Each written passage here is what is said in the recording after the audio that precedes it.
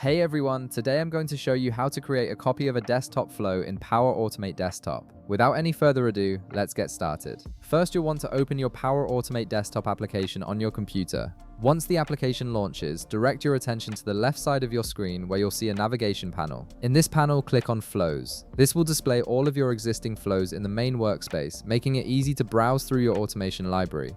Now take a moment to locate the specific flow you want to copy from your list of flows. Once you've found the flow you want to duplicate, you'll notice 3 dots appearing next to it.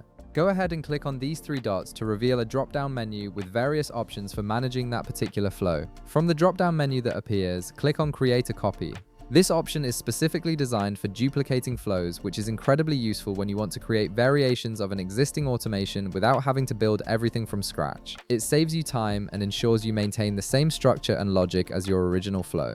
After clicking Create a Copy, a new window will pop up, prompting you to configure your copied flow. In this window, you'll see a field asking for a flow name. Here, input a descriptive name for your new flow copy. It's a good idea to choose a name that helps you distinguish it from the original flow, such as adding something like copy or version 2 to the end of the name. This makes it easier to manage multiple flows later on. Once you've entered your desired flow name, click the Save button.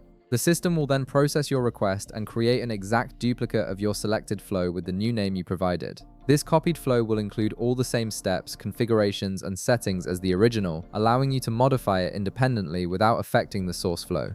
And that's it, you've successfully created a copy of your desktop flow in Power Automate Desktop, giving you a duplicate version to work with. If this video helped you out, be sure to leave a like, subscribe, and I'll see you in the next one.